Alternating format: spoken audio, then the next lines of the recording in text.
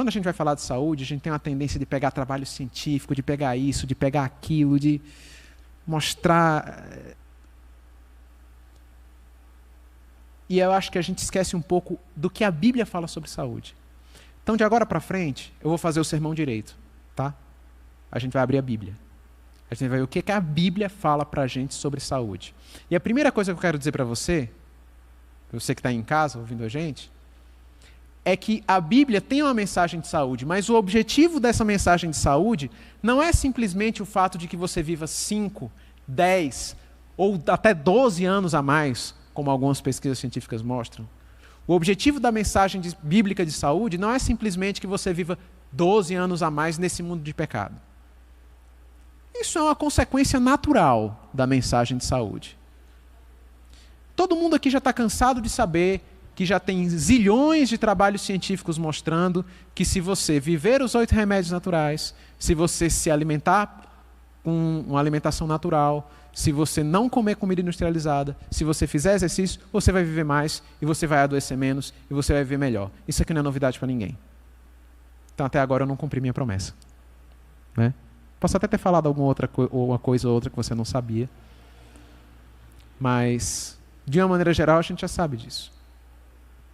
O que eu quero mostrar para vocês é a importância espiritual que isso tem. E a primeira pergunta que eu quero responder é: qual é o objetivo da mensagem de saúde? Agora sim, Colossenses capítulo 3, versículos 9 e 10. Qual é o objetivo do Evangelho? Colossenses capítulo 3, versículos 9 e 10. Não mintam uns aos outros. A minha versão é a Nova Versão Internacional, tá? Não mintam uns aos outros, visto que vocês já se despiram do velho homem, com suas práticas, e se revestiram do novo homem, o qual está sendo renovado em conhecimento, à imagem do seu Criador. Qual é o objetivo do Evangelho? Renovar em nós a imagem e semelhança de Deus. Isso é um ponto repetitivo do Novo Testamento. Qual é o objetivo do Evangelho? Reescrever em nós a imagem e semelhança de Deus. Isso está lá em Romanos capítulo 8, versículos 28, 29 e 30. Refazer em nós a imagem de Jesus Cristo. Isso está lá em 2 Coríntios capítulo 3, versículo 18. O apóstolo Paulo também diz: refazer em nós a imagem e semelhança de glória em glória na imagem de Deus. Isso está lá em Gálatas capítulo 4, versículo 19, quando o apóstolo Paulo diz que espera que Jesus Cristo seja formado em nós. Isso também está lá, aqui em Colossenses, a gente já leu. Isso também está lá em 2 Pedro capítulo 1, versículos 1, 2, 3 e 4. O objetivo do Evangelho é reescrever em nós a imagem e semelhança de Deus. E o objetivo da mensagem de saúde também. Sabe por quê? Abra sua Bíblia lá em Levítico capítulo 11. Levítico capítulo 11 nos apresenta a lista dos animais limpos e imundos. Claro, nós todos já conhecemos a lista, não quero ler a lista com você aqui. Não temos nem tempo para isso, né? Mas no final do capítulo, Deus nos apresenta uma coisa interessante.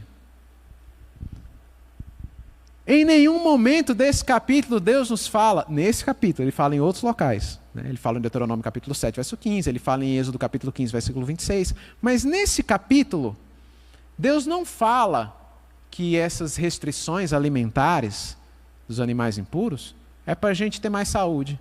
Ele apresenta outra razão. Levítico capítulo 11, verso 44 diz assim: pois eu sou o Senhor, o Deus de vocês. Consagrem-se e sejam santos, porque eu sou santo. Não se tornem impuros com qualquer animal que se move rente ao chão. E o contexto vai te explicar melhor, se você quiser ler depois. Ou seja, qual é o objetivo da mensagem de saúde? O mesmo do Evangelho. Restaurar em nós a imagem e semelhança e as características de Deus. O objetivo da mensagem de saúde não é apenas para a gente não adoecer, para a gente prevenir diabetes, para a gente prevenir o câncer. Isso já seria uma coisa boa, mas isso é uma consequência secundária. Na hora que Deus apresenta uma lei de saúde, talvez a maneira mais clara que existe, como aqui em Levítico 11, aliás, vale a pena recordar que foi por desprezar Levítico 11 que a gente entrou nessa pandemia, né? Vocês estão lembrando, né? Eu não sei se você sabe disso. Eu tenho esse artigo, se alguém tiver interesse depois.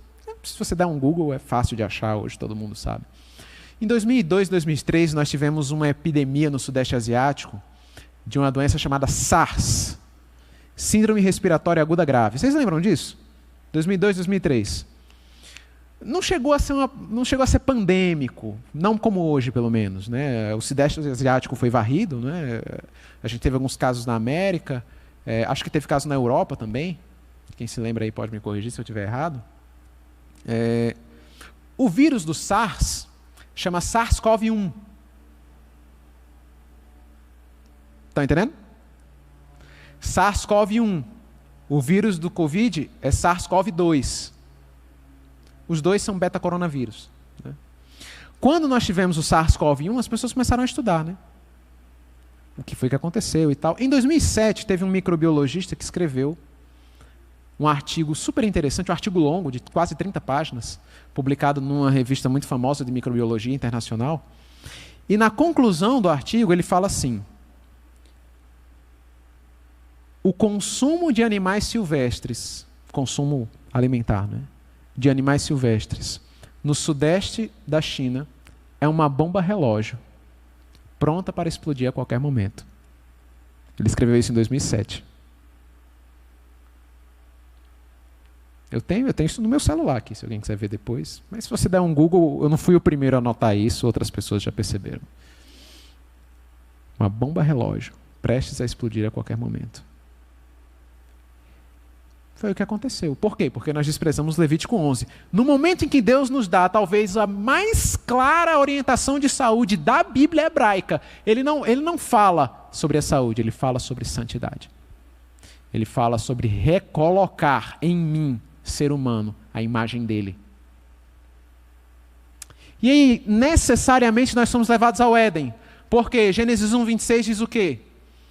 E disse Deus, : façamos o homem a nossa imagem, conforme a nossa semelhança.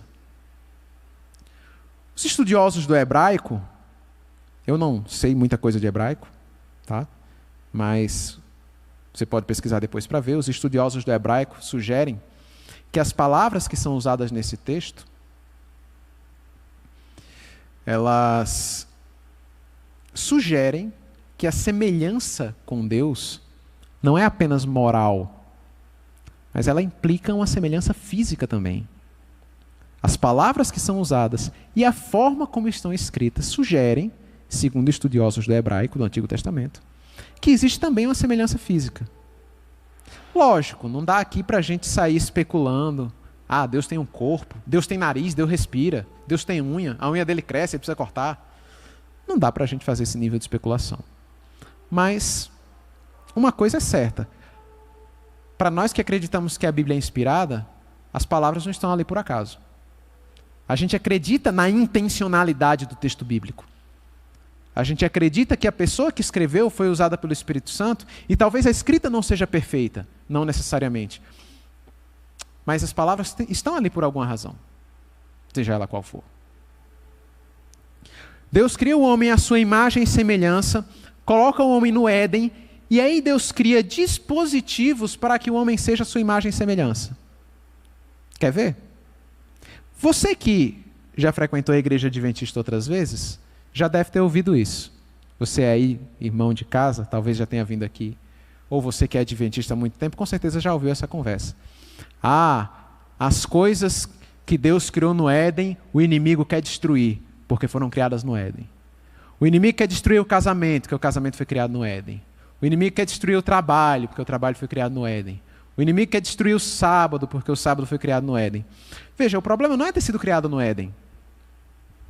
A questão é que essas coisas foram criadas para restaurar em nós a imagem e semelhança de Deus.